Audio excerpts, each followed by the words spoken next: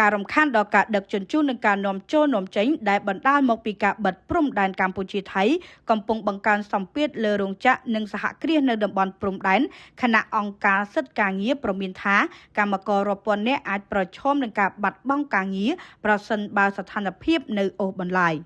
អ្នកគ្រប់គ្រងកម្មវិធីការងារនៃអង្គការសង្ត្រាល់លោកខុនថារ៉ូបានប្រាប់កាសែតខ្មែរថា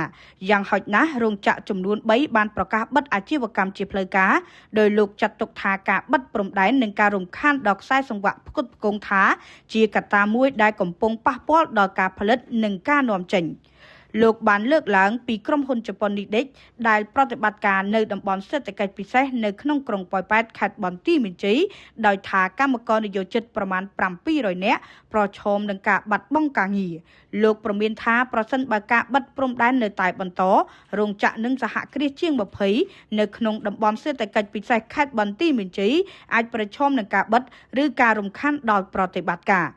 លោកប៉ាន់ប្រមាណថាកម្មករចន្លោះពី20,000ទៅ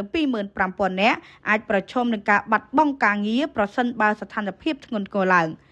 ប្រសិនបើមានការបន្តបិទព្រំដែនជាងផុតទេក្រុមហ៊ុនធំនៅក្នុងតំបន់សេដ្ឋកិច្ចពិសេសជាពិសេសនៅខេត្តបន្ទាយមានជ័យមានប្រមាណជាង20ជាងរោងចក្រសហគ្រាសនឹងអាចប្រឈមនៅក្នុងការបិទកម្មករនិយោជិតប្រមាណចន្លោះពី20,000ទៅ25,000នាក់ប្រហែលជានឹងអាចប្រឈមទៅនឹងការបាត់បង់ការងារធ្វើជាលក្ខណៈប្រព័ន្ធណាលោកខុនថារ៉ូបាននិយាយថាផលប៉ះពាល់នឹងមិនកំណត់ត្រឹមកម្មករដែលបាត់បង់ការងារទេប៉ុន្តែអាចរាលដាលដល់គ្រួសារសហគមន៍និងអាជីវកម្មខ្នាតតូចដែលពឹងផ្អែកលើប្រាក់ចំណូលរបស់កម្មករលោកបានបារម្ភជាពិសេសអំពីការថយចុះនៃប្រាក់ចំណូលគ្រួសារនិងការកើនឡើងនៃបំណុលប្រសិនបើកម្មករត្រូវបាត់បង់ការងារឬបាត់បង់ប្រាក់ចំណូលអំពីការធ្វើការងារបន្ថែមម៉ោង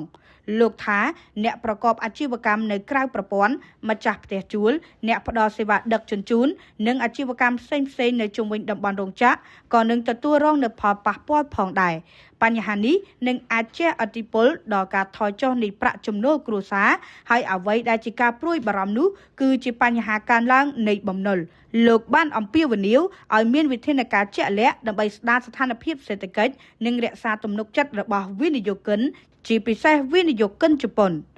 នៅក្នុងការបង្ហោះលើបណ្ដាញសង្គមអង្គការសង្ត្រាល់កាលពីថ្ងៃទី17ខែកក្កដាបានឲ្យដឹងថាខ្លួនបានកត់ត្រាថាកម្មករជាង4,000នាក់បានរងនៅផលប៉ះពាល់រួចហើយពីការបិទរោងចក្រយ៉ាងហោចណាស់2ដែលពាក់ព័ន្ធនឹងការរំខាននៅតំបន់ព្រំដែនរោងចក្រមួយនៅក្នុងចំណោមនោះមានម្ចាស់ជាជនជាតិថៃនិងស្ថិតនៅក្នុងតំបន់ព្រំដែនខណៈដែលរោងចក្រផ្សេងទៀតដែលមានវិនិយោគិនថៃនិងជប៉ុនក៏នឹងកំពុងប្រឈមនឹងបញ្ហាប្រតិបត្តិការផងដែរសង្ត្រាល់បានលើកឡើងពីក្រុមហ៊ុននេះដេកនៅក្នុងតំបន់សេដ្ឋកិច្ចពិសេសក្រុងប៉ោយប៉ែតថាកំពុងប្រឈមនឹងភាពមិនច្បាស់លាស់ទាក់ទងទៅនឹងប្រតិបត្តិការនិងផែនការវិនិយោគនាពេលអនាគតអង្គការនេះបានព្រមានថាផលប៉ះពាល់អាចរាលដាលទៅដល់សេដ្ឋកិច្ចមូលដ្ឋានដោយសារការងារមួយនៅរោងចក្រអាចជួយទ្រទ្រង់ជីវភាពគ្រួសារមួយទាំងមូលនិងបង្កើតប្រាក់ចំណូលសម្រាប់អាជីវកម្មជំវិញលោកខុនថារ៉ូបាននិយាយថាបញ្ហានេះក៏បង្កើននូវការព្រួយបារម្ភចំពោះវិនិយោគិនជប៉ុនដោយសាររោងចក្រជាច្រើនពឹងផ្អែកលើការនាំចូលវត្ថុធាតុដើមនិងការនាំចេញផលិតផលឬគ្រឿងបង្គុំទៅកាន់ទីផ្សារអន្តរជាតិវិស័យដែលអាចរងនូវផលប៉ះពាល់រួមមានគ្រឿងបង្គុំអេឡិចត្រូនិកគ្រឿងបន្លាស់យានយន្តនិងបច្ចេកវិទ្យាមួយចំនួនលោកបាននិយាយថាតំណាងស្ថានទូតជប៉ុននិងវិនិយោគិនជប៉ុនក៏អាចបង្ហាញនូវការព្រួយបារម្ភអំពីផលប៉ះពាល់លើខ្សែសង្វាក់ផលិតកម្មនិងការផ្គត់ផ្គង់លោកថាប្រសិនបើការរំខាននៅព្រំដែនបន្តយូរវាអាចប៉ះពាល់ដល់ការសម្រេចចិត្តរបស់ក្រុមហ៊ុនអំពីនៃការវិនិយោគនាពេលអនាគតសម្រាប់លោកខុនថារ៉ូ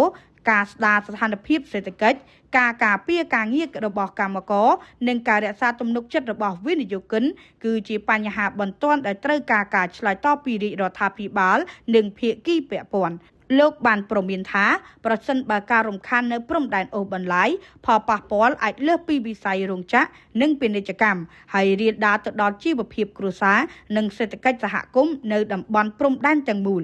ជំវិញបញ្ហានេះអ្នកនាំពាក្យក្រសួងការងារនិងបណ្ដុំបណ្ដាលវិជ្ជាជីវៈលោកសុនមេសាបានលើកឡើងនៅក្នុងវីដេអូដែលបានបង្ហោះនៅក្នុងបណ្ដាញសង្គម Facebook ថាក្រសួងការងារមានការសោកស្ដាយជាខ្លាំងនៅពេលដែលរោងចក្រចំនួន3នៅខេត្តបន្ទាយមានជ័យបានបិទទ្វារដោយសារតែតម្លៃនៃការដឹកជញ្ជូនកើនឡើងខ្ពស់តម្លៃនៃការកើនឡើងខ្ពស់នេះគឺបន្ទាប់ពីមានការបិទព្រំដែនដោយឯកតោភាគីពីភាគីថៃតាមរយៈការឈ្លានពានអធិបតេយ្យភាពនៃព្រះរាជាណាចក្រកម្ពុជាលោកសុនមេសាបន្ថែមទៀតថាយ៉ាងណាក៏ដោយក្រសួងការងារដែលជាសេនាធិការជូនរាជរដ្ឋាភិបាលដែលជាអាណាព្យាបាលសម្រាប់បងប្អូនកម្មករកម្មការិនីគឺបានធានានៅសិទ្ធិនៅក្នុងការទូទាត់ប្រាក់អត្ថប្រយោជន៍ផ្សេងៗជូនដល់បងប្អូនកម្មករកម្មការិនីស្របទៅតាមច្បាប់ស្តីពីការងារនៃព្រះរាជាណាចក្រកម្ពុជាមិនត្រឹមតែប៉ុណ្ណោះក្រៅពីទូទាត់ឲ្យមន្ត្រីនៃភ្នាក់ងារជាតិមុខរបរនិងការងារដែលហៅកាត់ថា NEA ក៏ដូចជាមន្ត្រីរបស់ក្រសួងការងាររួមនឹងអាជ្ញាធរពាក់ព័ន្ធបានយកចិត្តទុកដាក់សស្រាក់សស្រាំជាមួយគ្នាដើម្បីផ្ដល់ឱកាសការងារជូនបងប្អូនតាមរយៈការចុះទៅដល់ទីតាំងផ្ទាល់តែម្ដង